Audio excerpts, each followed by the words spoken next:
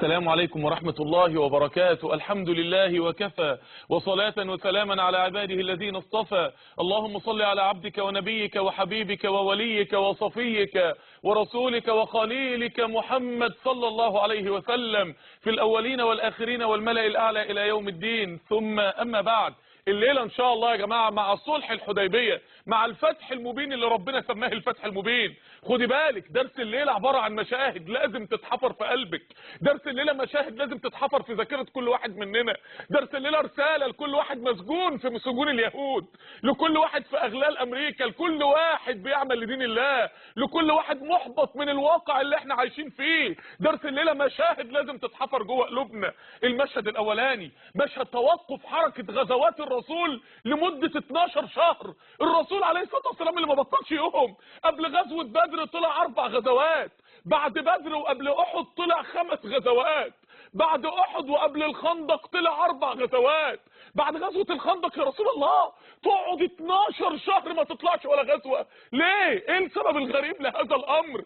السبب يا جماعة ان كان في معركة تانية اخطر واكبر واقوى، معركة المرأة، معركة الحجاب. المنافقين بعد غزوة الاحزاب غيروا اسلوبهم. المنافقين بعد غزوة الاحزاب بقى اسلوبهم في غاية الخطورة. اسلوبهم مش الحرب، لا، اسلوبهم نشر الشهوات، اسلوبهم ان هم يخرجوا المرأة، اسلوبهم انهم يستغلوا النساء في افساد المجتمع وبث الشهوات. الرسول عليه الصلاة والسلام وقف الغزوات 12 شهر قبل ما يخرج للعالم من اول الحديبية عشان المرأة وعشان تحصين المجتمع من الداخل. وكان اول اولويات الرسول المرأة، عشان تعرف انت دورك غالي قد ايه، عشان تعرف انت دورك في نصرة الاسلام خطير قد ايه. حركة الجهاد، الغزوات تقف 12 شهر عشان المرأة والنساء والاصلاح الداخلي للمجتمع. عشان نعرف يا جماعة ان معركة الشهوات لا تقل خطورة عن معركة السيف. النبي عليه الصلاة والسلام علمنا بالموضوع ده رسالة، ان الوقاطم وسط الامة الوقت هو الشهوات ومعركة الشهوات.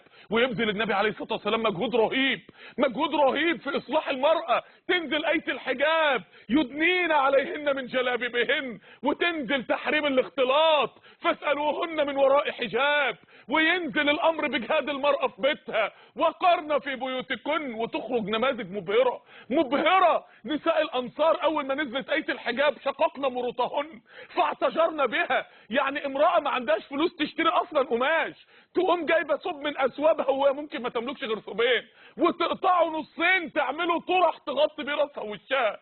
تخيلوا يا جماعه السيده عائشه بعد موت النبي كانت تدخل على قبر النبي وقبر ابو بكر تقول انما هو ابي وزوجي، فتتخفف من ثيابها. لما مات عمر ودفن معاها في اوضتها فضلت طول عمرها محجبه جوه البيت وبره البيت، لان سيدنا عمر وهو ميت كان رجل اجنبي عنها. تخيلوا بتستحي من الاموات للي لا يستحوا من الاحياء. السيدة اسماء بنت ابو بكر كان بقى عندها 90 سنة، ابنها عبد الله بن الزبير جاب لها لبس كويس من الشام، فقالت له ما هذا؟ قال لها يا اماه انه لا يشف، ده لبس كويس وحجاب جميل. قالت له ان كان لا يشف فانه يصف. تخيلوا يا جماعه ده عندها 90 سنه، بنت من بنات النبي كانت بتلبس 7 اثواب فوق بعض عشان ما فيش اي حاجه من جسدها تبان تماما على الاطلاق. نماذج رهيبه في العفاف. رساله ليكي من رسول الله صلى الله عليه وسلم يا كل متبرجه، رساله لكل متبرجه من رسول الله. انت عارفه لو مت دلوقتي هتقابلوا ربنا ازاي؟ انت عارفه لو مت دلوقتي هيحصل لك ايه تحت التراب؟ انت عارفه لو مت دلوقتي هتقابلي ربنا بايه؟ انت طول ما انت متبرجه، طول ما انت حاطه مكياج، كشف حاجه من شعرك، كشف حاجه، لبسك مبين شيء منك، طول ما انت متبرجه عداد السيئات شغال، كل واحد بيبص لك عداد السيئات شغال، كل واحد شافك شهوته صارت راح وقع في زنا او راح اتفرج على موقع ولا حاجه في ميزانك، كل بنت صغيره شافتك قلدتك وبقت متبرجه زيك في ميزانك. انت ما تعرفيش العداد شغال قد ايه. رساله لكل متبرجه، انت عارفه انت لو مت وانت كده رسول الله هيقول لك ايه؟ رسول الله اللي اقام غزوه بني النضير كلها عشان امراه محجبه اتكشف حجابها، عشان حجاب، الحجاب الرسول اقام عشانه معركه. تضمن ان الرسول يقول لك لو انت متبرجه على الحوض سحقا سحقا تستحملي الكلمه دي من رسول الله؟ انت عارفه يا متبرجه لو انت مت دلوقتي انت عارفه هتحصل لك ايه يوم القيامه؟ يوم القيامه والرسول عليه الصلاه والسلام بيقول يبعث كل انسان على ما مات عليه من الثياب. اللي ماتت متبرجه تبعث بثياب التبرج. عارفه يوم القيامه؟ يوم القيامه 50,000 سنه، يعني من ايام الدوله العثمانيه والعباسيه لغايه دلوقتي ما جوش 3000 سنه ولا 1000 سنه، من ايام الفراعنه لغايه دلوقتي 5000 سنه. 50,000 سنه هتقفي في الحر والعطش بسبب التبرج بتاعك ده، هتستحملوهم ازاي؟ انت عارفه انت لو مت دلوقتي كده وحكمك عند ربنا ايه؟ ايما امرأة مرت على قوم وهي متعطرة فهي زانية. زانية ليه؟ دي ما وقعتش في الزنا، بس اثارت قضية الزنا، كانت هي السبب فيه. مفيش واحدة تقول الحمد لله على التونيك اللي ساترني وعلى الاشار بالخمس الوان اللي مغطي نص راسي. مرات ابو جهل لو كانت مشت كده في الشارع كان جوزها قتلها. مرات ابو لهب لو كانت مشت كده في الشارع كان ابو لهب عمل فيها ايه؟ اقفي قدام المرايه واسالي نفسك ده يرضي ربنا؟ انا خايف عليكي، انا خايف عليكي والله العظيم، خايف عليكي من نار اوقد عليها 3000 سنه، هتستحمليها ازاي؟ خايف عليكي من نار سيدنا ابراهيم اللي اترمى في نار الدنيا، لما يشوفها يوم القيامه يقسو على ركبته ويقول نفسي نفسي. انا خايف عليكي، قرري انك تلبسي حجاب امهات المؤمنين، اقفي قدام المرايه وقولي يا رب انا لبست النقاب عشانك، انا لبست الخمار عشانك يا رب، انا لبست النقاب عشانك، وانا واثقه انك مش هتضيعني، هتختار لي احسن زوج وهتختار لي احسن حياه وهتكرمني في حياتي اعظم كرم يا رب. انا مستنيه منك انت فضلك يا رب. يا جماعه 12 شهر تتوقف الغزوات عشان ايه؟ عشان اصلاح المرأة، عشان التحصين الداخلي للمجتمع، واول ما المجتمع يتحصن داخليا ندخل في المشهد الثاني، الرحلة التاريخية الاستشهادية البطولية اللي الصحابة خرجوا فيها ورا رسول الله. رحلة ايه دي؟ الرسول في ذو القعدة 6 هجرية يعلن ان خلاص كل الصحابة هيخرجوا. هنخرج فين يا رسول الله؟ مكة. مكة يا رسول الله؟ بعد ما سابونا احنا اللي مش هنسيبهم يا رسول الله؟ طب ما نقعد نصلي ونصوم؟ لا، الدين مش صلاه وصوم بس، الدين جهاد وتضحيه، ما ينفعش يا رسول الله هنروح لهم برجلينا والوقت في ذو القعده في موسم الحج، العرب كلهم هناك يا رسول الله، لو مكه يا رسول الله حصل بيننا وبينها حرب هنحارب العرب كلهم، احنا داخلين رايحين نموت مش رايحين نعتمر يا رسول الله. والمنافقين يقولوا بل ظننتم ان لن ينقلب الرسول والمؤمنون الى اهليهم ابدا. المنافقين يشوعوا انه خلاص محمد هيجر حتف المسلمين لحتفهم، والمسلمين يبداوا يترعبوا والمنافقين يتخلوا والاعراب يهربوا، ويثبت مع رسول الله صلى الله عليه وسلم 1400 صحابي بس. 1400 صحابي، ثمرة 20 سنة شغل، ثمرة 20 سنة مجهود، ثمرة 20 سنة تربية. 1400 واحد خرج ورا النبي في الرحلة الرهيبة دهيت.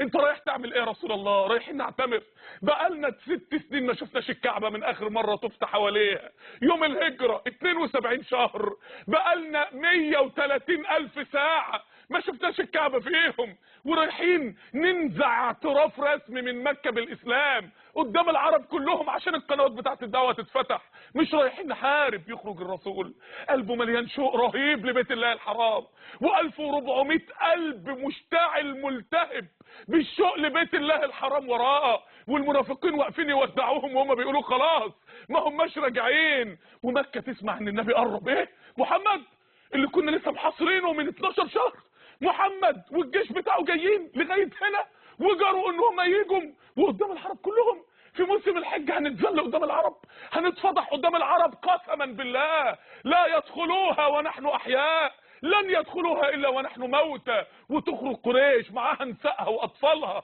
علامه على ان مساله حياه او موت، ويخرجوا بره مكه ويبعتوا خالد بن الوليد ب 200 فارس من الفرسان لمواجهه المسلمين، يبعتوه من بعيد. ليه؟ لان ما كانش ينفع ان الرسول يقرب من مكه، كانت هتبقى فضيحه كارثه بالنسبه لقريش. محمد جاي يدخل يعتمر غصب عننا، محمد جاي يدخلها علينا عنوه قدام العرب كلها، بيذل مظهرنا قدام العرب، لا يمكن. وتصمم قريش على الحل العسكري. الرسول اول ما يعرف عليه الصلاه والسلام ان جيش قريش جاي يغير الطريق ويطلع على الحديبيه، ليه؟ ما هوش عايز حرب، الرسول راح يعتمر عليه الصلاه والسلام، الرسول مشتاق لبيت الله الحرام، وهو في الطريق للحديبيه الناقه بتاعته تبرك. الصحابه يقولوا يا رسول الله خلقت القصواء تعبت وكبرت بقى، يقول لهم والله ما خلقت وما ذاك لها بخلق ولكن حبسها حابس الفيل.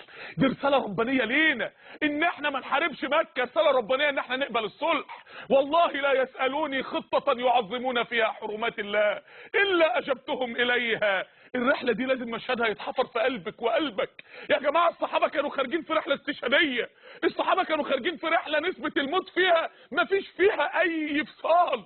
المشهد دهوت يخلده ربنا في القران في سوره الفتح، ألا ينقلب الرسول والمؤمنون إلى أهلهم أبدا. إنهم خرجوا زي ما بيسموا البشر طريق اللي رايح مش راجع عشان ربنا سبحانه وتعالى ثقة في الله. وندخل في المشهد الثالث، بيعة الموت. الرسول لما يلاقي مكة اتكبرت ومش راضيه تبعت له حد، يبعت لها واحد بالجمل بتاع النبي عليه الصلاة والسلام يشاورها، يقتلوا الناقة بتاعت النبي ويجي الصحابي للنبي هربان، يبعت عثمان بن عفان، النبي مش عايز يحارب، عثمان يتأخر، الصحابة يبدأ الجو يتكهرب وسطهم، هم قتلوه ولا ايه؟ هم قتلوا عثمان وتطلع إشاعة عثمان قتل. مكة اختارت الدم، مكة اختارت خلاص الحرب، مكة اختارت انها هتحاربنا، العرب كلهم هيدخلوا مع مكة، يعني احنا هنتقتل ولا ايه؟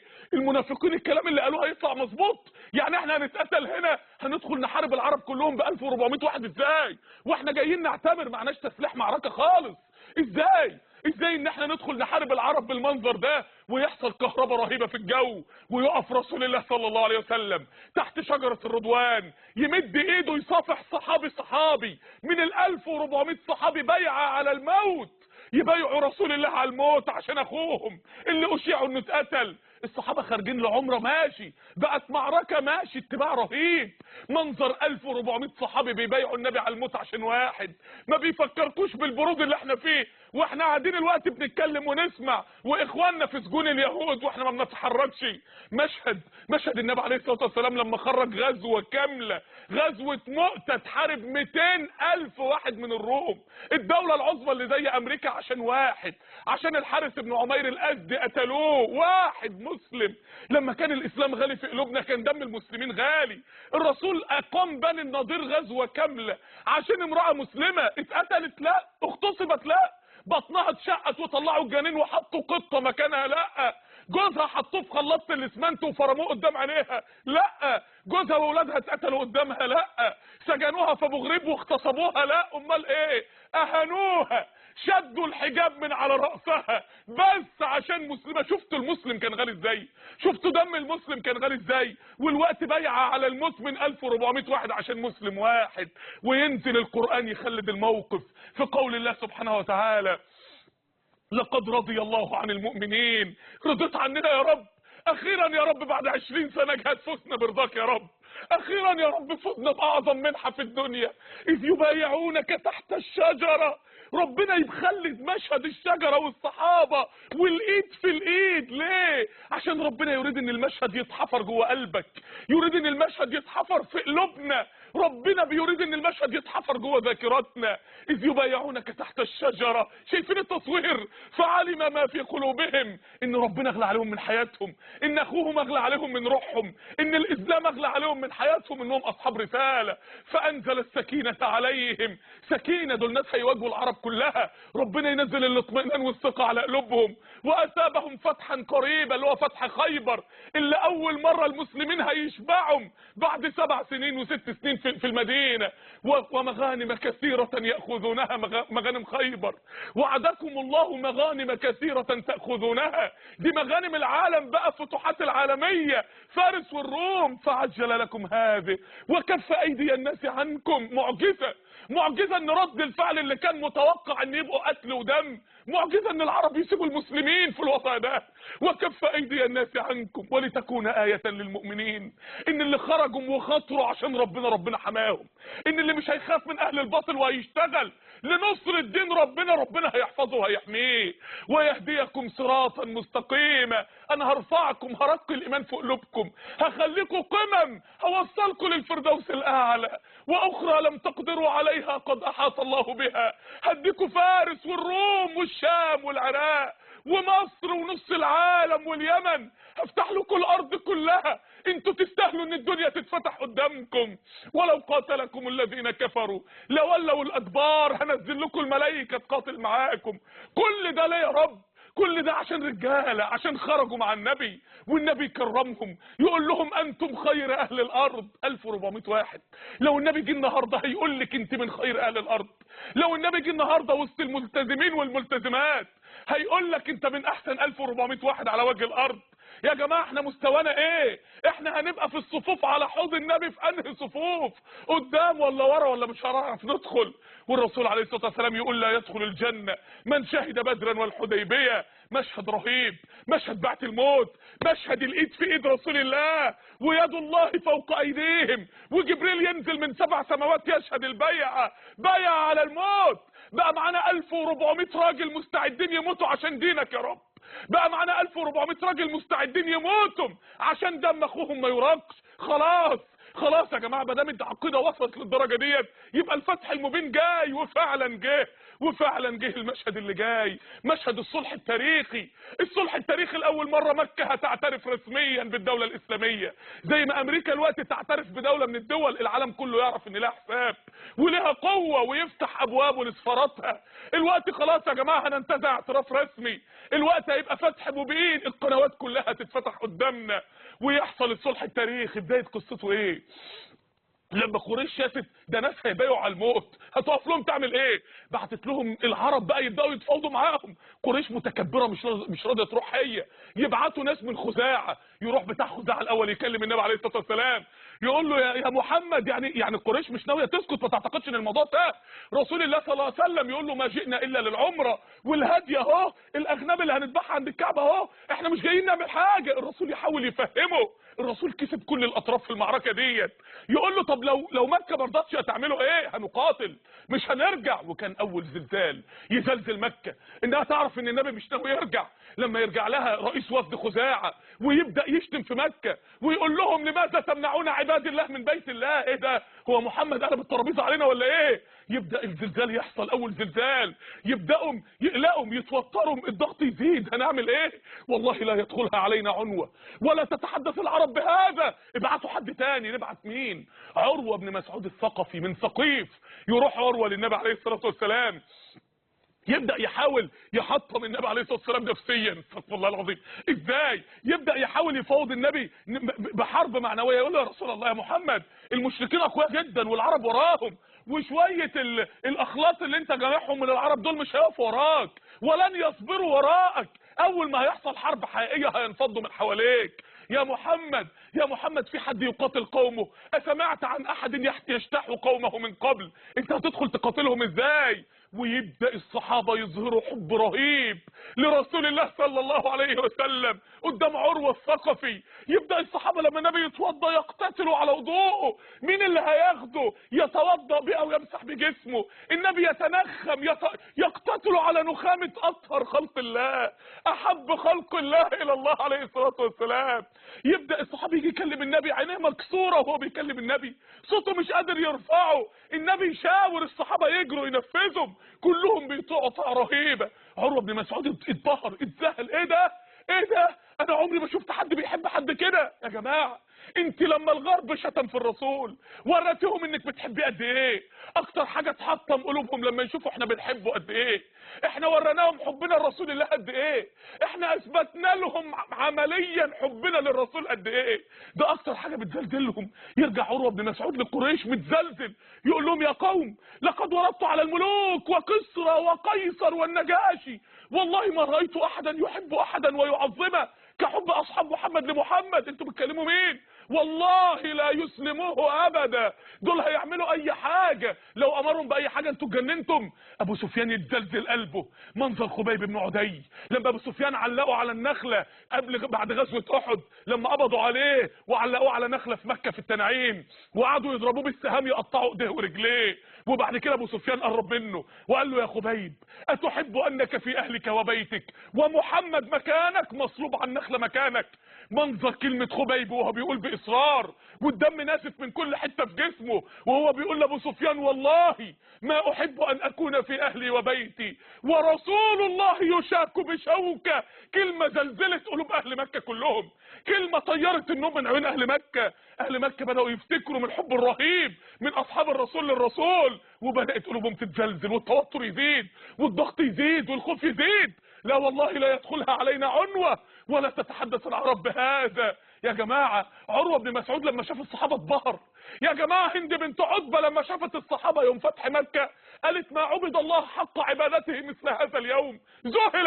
الغرب دلوقتي لو شافك هيذل، الغرب دلوقتي لو شاف المسلمين هيبهر ولا هينفر من الدين.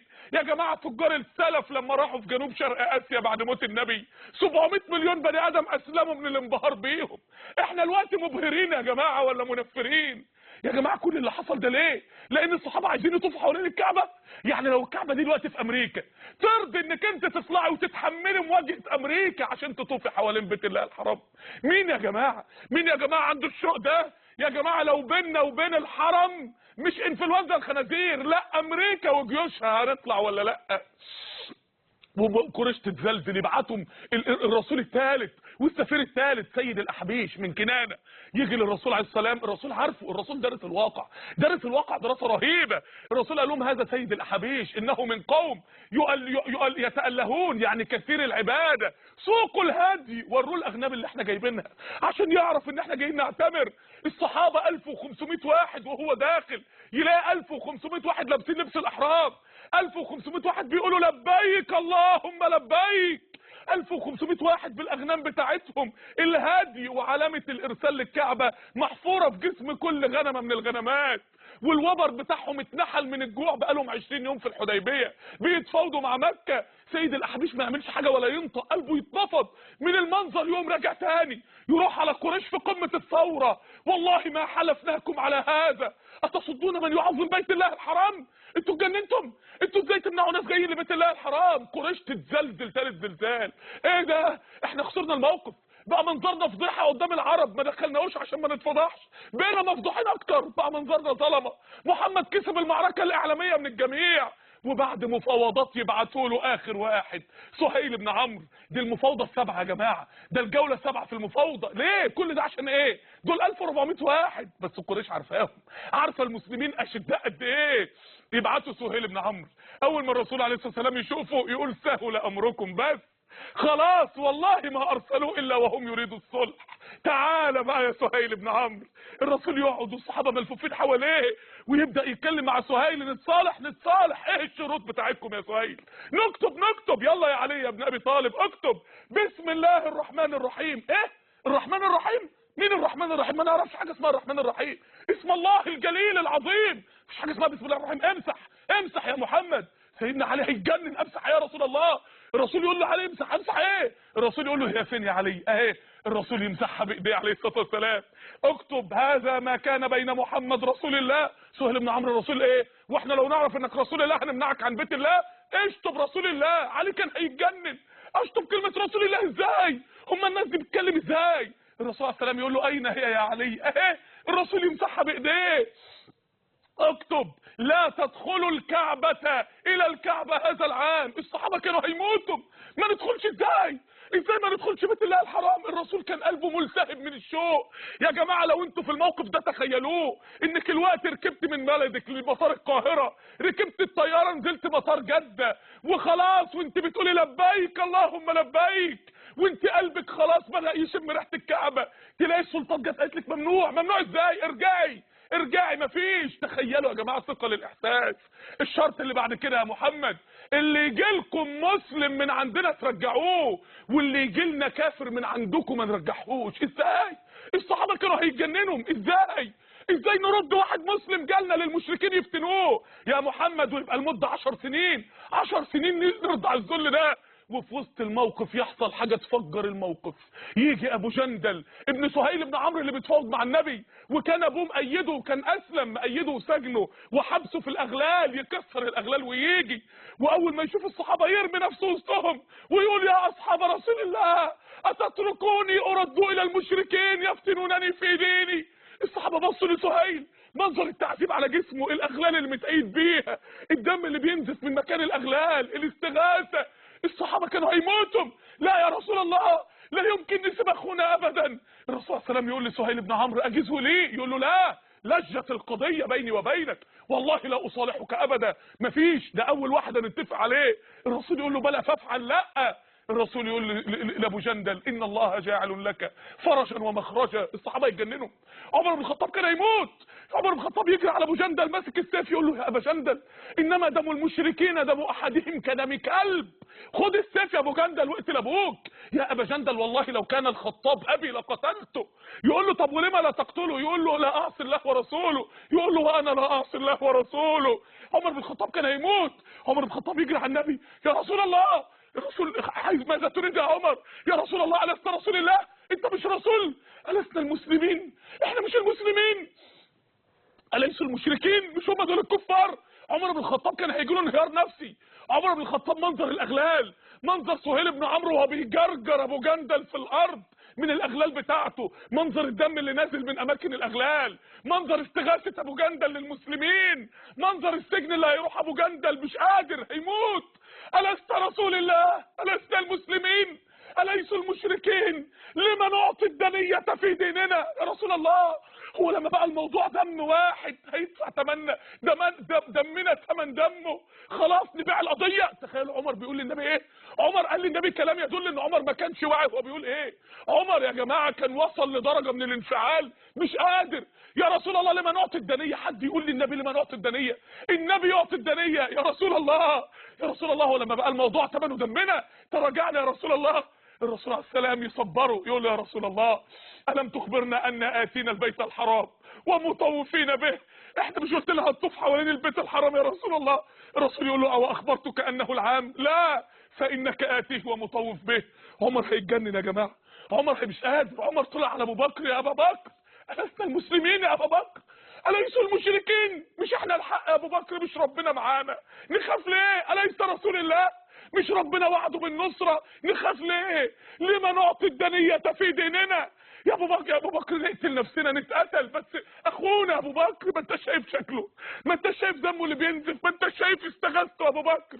ابو بكر يقول له انه عبد الله ورسوله، الزم غرزه الزم غرسه. اخبرك انك اتي البيت الحرام ومطوف به هذا العام؟ قال له لا. قال له فانك اتيه ومطوف به. نفس الاجابه من الصديق، اقرب قلوب الامه كلها لقلب رسول الله صلى الله عليه وسلم. الصحابه كانوا هيموتوا. الصحابه يومها بكوا نهنهوا بالبكاء زي بكاء النساء. الصحابه كانوا بيبكوا زي السكالة، مش قادرين منظر سهيل بن عمرو وهو بيجرجر ابو جندل.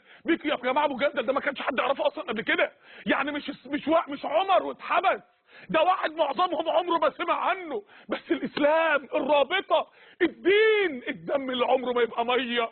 الصحابه بقوا دموعهم بتنهمر من البكاء والنشيج بين ايدين رسول الله. لما جم يحلقوا لبعضهم بعد الموقف ده كانوا هيذبحوا بعض، هيطيروا رقبه بعض من كتر الهم. سهل بن حنيف بعد 40 سنه يوم معركه الجمل وقف ينادي الصحابه قبل ما يحصل الحرب، يقول لهم يا اصحاب رسول الله لقد رايتنا يوم ابي جندل، سماه يوم ابو جندل من كتر ما اتحفر في قلوبهم، ولو استطعنا ان نرد على رسول الله امرا لرددناه. لو كنا نقدر نقول لمحمد بن عبد الله لا كنا قلناه، بس ما قدرناش نقول له لا. تخيلوا الصحابه وصلوا لدرجه ايه؟ الصحابه راحوا للنبي يصرخوا يا رسول الله نتقتل يا رسول الله بس اخونا ما يحصلش فيه كده، يا رسول الله مش هنقدر نقبل ان اخونا يحصل له كده، نقبل ده ازاي؟ ما انتش يا رسول الله. منظر الاغلال، قلب النبي عليه الصلاه والسلام كان بيتقطع، كان بيتمزق، ولكن اعتراف رسمي بامه الاسلام وخلاص اتعاهدنا، انتهت القضيه، ده وفاء بالعهد. يا جماعه اوعوا تنسوا ان في يوم من الايام الدين حصل له كده، ان هذا الدين لا ولن يموت، ولو قدر له ان يموت لمات يوم مات محمد بن عبد الله، ولو قدر له ان يموت لمات يوم ارتدت جزيره العرب، ولم تقم صلاه الجمعه الا في 4 مساجد. وقال الصحابه لابو بكر يا ابا بكر الزم بيتك واعبد ربك انه لا طاقه لنا بحرب العرب جميعا. وفي 2 سنين كانت جيوش المسلمين اسلى المرتدين وجزيره العرب تحت سيطره الاسلام. ان هذا الدين لا ولن يموت، ولو قدر له ان يموت لمات يوم جاءت 7 حملات صليبيه شرسه، 90,000 مسلم اتقتلوا وهم داخلين القدس، ركب الخيول غاصت في الدماء، الاقصى اتعلق عليه الصليب، بيت المقدس قبه الصخره اتعلق عليها الصليب، المساجد بقت اسطبلات وكنايس، الاطفال المسلمين خدوهم، اطفال المسلمين شووهم وكلوا لحمهم مشوي، الشوارع كلها بقت دم، المسجد الاقصى اتملى جثث اللي راحوا يلوذوا بيه. 7 حملات صليبيه، وبعد 91 سنه يجي صلاح الدين الايوبي يحطم الصليبيين في 52 معركه، ويرتفع اذان صلاه الجمعه بعد 91 غياب من المسجد الاقصى. ان هذا الدين لا ولن يموت، ولو قدر له ان يموت لمات يوم جاء التتار، قعدوا شهر كامل يقتلوا في المسلمين، جماجم المسلمين بقت قد الجبل يا جماعه، قد الجبل، شهر كامل بيقتلوا في المسلمين، قتلوا 1000 مسلم، وفي رواية 2000 مسلم، 2 مليون، والخليفة حطوه في شوال وقتلوه ضربا بالأحذية. يا أمة محمد اوعوا تيأسوا، يا أمة محمد شايفين موقف أبو جندل واتغيرت الأيام، وفي خلال 3 سنين يا رسول الله جزيرة العرب كلها تبقى مسلمة، في خلال 3 سنين يا رسول الله الفتح المبين هيملك جزيرة العرب. يا جماعة اوعوا تيأسوا، اوعوا. اللي يسمع الوقت ان في 500 امرأة في سجون اليهود ما ييأسش، اللي يسمع الوقت ان 80% من لاجئي ومشردي العالم اللي التنصير بينهشهم من المسلمين ما ييأسش، اللي يشوف الوقت الخمر والمخدرات في بلادنا بقت هوم ديليفري ما ييأسش، اللي يشوف الوقت ان ساعة البلاي ستيشن بقت احب الى الشباب مما طلعت عليه الشمس وغربت، وحبب الى شبابنا من دنياه الشات والمكالمات والموبايلات ما ييأسش. كل ده هيتغير، كل ده هيتغسل، الواقع الرهيب ده هيتمسح. الدين جاي يا جماعه، النصر جاي، ويخلد ربنا الموقف في القرآن، وينزل قول الله سبحانه وتعالى محمد رسول الله والذين معه، اللي معاه، اللي سبته معاه، اللي لما قال اخرج خرجوا معاه، ولما قال بيعه على الموت بيعوا معاه، ولما قال نرجع رجعوا معاه، اللي مع الرسول في الازمات، اللي مع الدين في الشدائد، اللي معاه. انت معاه، انت معاه. انتوا فين؟ انتوا فين؟ انتوا فين يا مسلمين؟ الواحد لما بيمشي في الشارع فين يا جماعه؟ فين الغيورين على الدين؟ انتوا فين؟ لا احنا شايفينك وسط الدعاء، ولا احنا شايفينك مكسر الدنيا في الدعوه في مكانك وشغلك ودراستك، ولا احنا شايفينك بتطلب علم عشان تبقى عالم من علماء الاسلام، ولا احنا شايفينك في النشاط الخيري وتوصيل الصدقات للفقراء، ولا شفناك ايام غزه بتوصل لهم اي معونات، ولا ما احنا شايفينك. انت فين؟ ما احنا شايفينك بتحارب التنصير، ولا شايفينك بتحارب العلمانيين، ولا شايفينك بتهتف وسط الناس بالتوبه الى الله. انت فين؟ انت فين؟ انتوا بتعملوا ايه؟ ده دينكم يا جماعه، اللي بيطعن الوقت ده دينكم، اللي مسجونه في سجون اليهود دي اختك، اللي مسجون في سجون الامريكان ده اخوك. اخوانا الصحابه كانوا هيتقتلوا عشان مسلم واحد، مسلم واحد، الدم بقى ميه ازاي؟ والذين معه اشداء على الكفار حتى لو ابوهم واخوهم، رحماء بينهم، لدرجه يموتوا بعض حبا في بعض، يموتوا عشان واحد بس منهم حبا في بعض. تراهم ركعا سجدا، عباده على طول، يبتغون فضلا من الله ورضوانا، كل قضيتهم رضاك يا رب، رضاك يا رب، والوصول لربنا سبحانه وتعالى. ويخلد ربنا المشهد يا جماعه، ويجي البطولات رهيبه مش القريش قالت اللي مسلم من عندنا ما يجيلكش، طيب انا ماليش دعوه بيهم، الرسول ماليش دعوه بيهم. شوفوا هم عملوا ايه. ابو جندل يهرب مع واحد اسمه ابو بصير، ويطاردوا تجارات قريش على جنب البحر الاحمر، ويقطعوا على قريش تجارتها لغايه ما قريش تستغيث بالنبي انه ياخدهم وخلاص. شايفين الفرج؟ وتطلع ام كلثوم بنت عقبه بن ابي معيط، البنت الصغيره اللي اسلمت، ولكن ابوها عقبه بن ابي معيط اللي حاول يقتل النبي في الحرم ما تقدرش تكتم خبر اسلامها. ابوها يتقتل في بدر، اخواتها الاثنين الوليد وعماره يحاولوا يجوزوها ما ترضاش، ومحدش عارف السبب ايه. قدامها تتجوز اغنى واحد في مكه واحسن واحد في مكه ما ترضاش، لغايه ما يجي صلح الحديبيه ما عادتش قادره تكتم خبر اسلامها. هتعمل ايه؟ ده 10 سنين مده العهد، وتقرر انها هتهاجر لوحدي. طب ولو رجعوك هتتقتلي، اتقتل وتسيبي وامك وبلدك ووطنك واخواتك. ده انت لسه بنت صغيره، ده انت المستقبل قدامك، ده انت بنت اغنى الناس، ده انت من علية القوم، ده انت اي عريس يتمناكي. ما بتحلميش بفارس الاحلام وتهاجر ام كلثوم لوحدها، وتنزل سوره الممتحنه ربنا يقول للنبي فيها فلا ترجعوهن، اوعوا ترجعوها حتى لو قامت حرب على مستوى الجزيره كلها عشان امراه واحده يا رب، عشان واحدة تقوم حرب كاملة، عشان كان المسلم غالي، كان الإيمان غالي، كانت عملة الإيمان غالية. ويثبت قدام قريش ان منع المهاجرين مستحيل يا جماعه.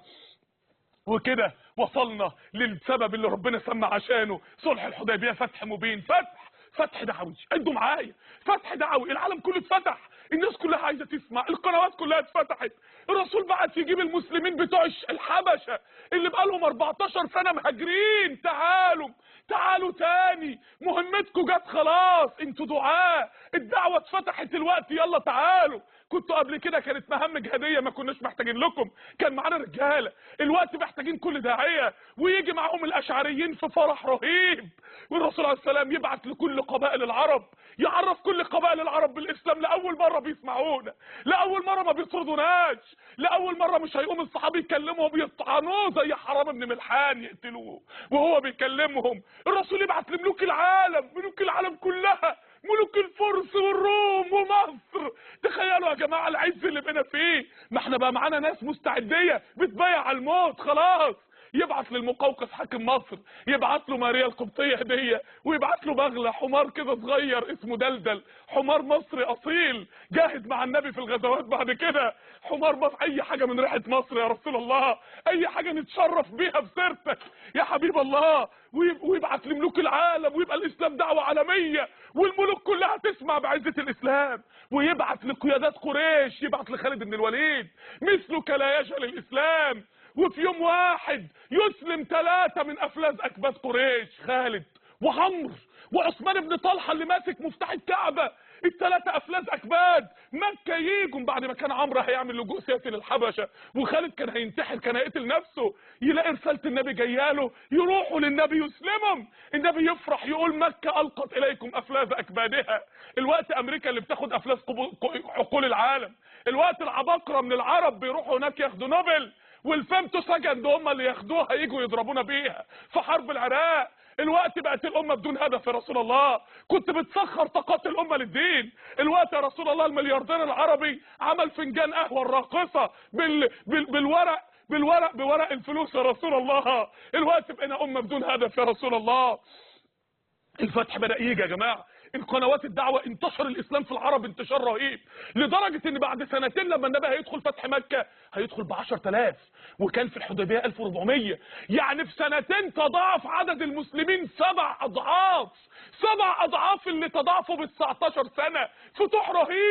فتوح رهيبه يا اخواني، ويبدا الاسلام ينتشر، ودول مجلس التعاون الخليجي، قطر والكويت والبحرين، القبائل بتاعتها تيجي تفد لرسول الله وتسلم على ايد رسول الله، ويحصل فتح عالمي. في خلال 3 سنين جزيرة العرب كلها هتدخل فتح دعوي وفتح اقتصادي، اموال الزكاة تتدفق على الدولة الاسلامية، فتح عسكري، السرايا لاول مرة تبدأ تروح في اعماق الجزيرة العربية، ما عادش في خوف، فتح جهادي. الرسول عليه الصلاة والسلام يبعت خالد بن الوليد في غزوة مؤتة، يبعته يحارب الروم ب3000، يلاقوا جيش الروم 200,000، يبداوا يعملوا ايه؟ يتقتل اول قائد زيد بن حارثه، يتقتل جعفر بن ابي طالب بعد ما تقطع ايديه ورقبته قدام الرايه، يتقتل عبد الله بن رواحه ثالث قائد.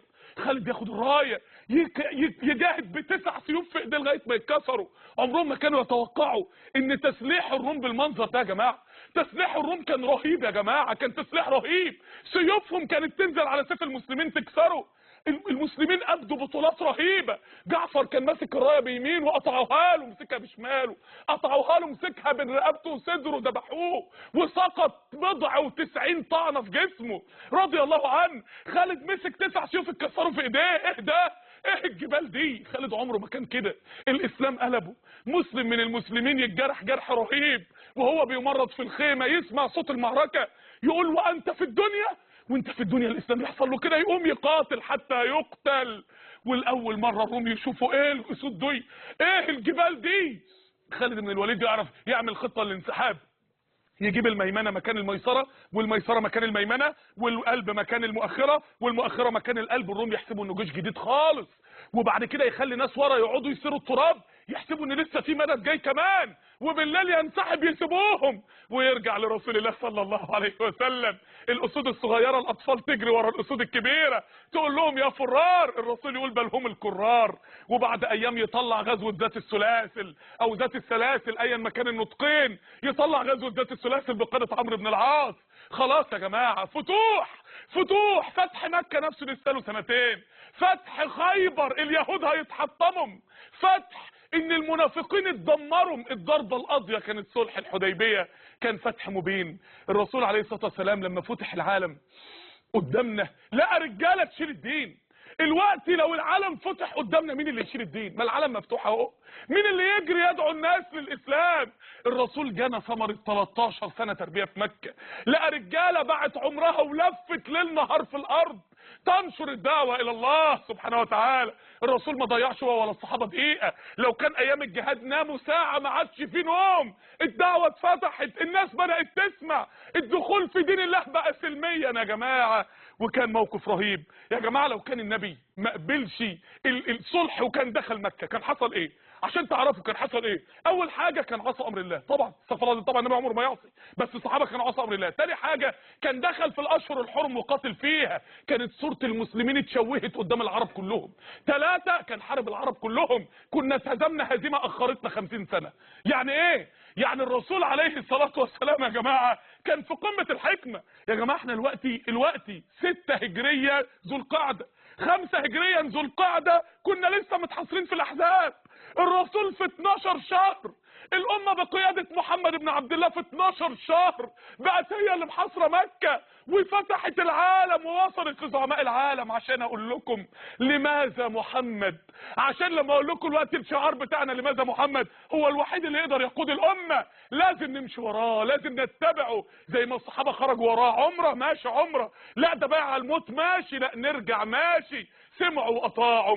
وكانت النتيجة النصر المبين سنة 5 هجريا، كان نازل سورة الاحزاب اللي مليانة مقدم محمد ابن عبد الله. قلنا ليهم علشان رسول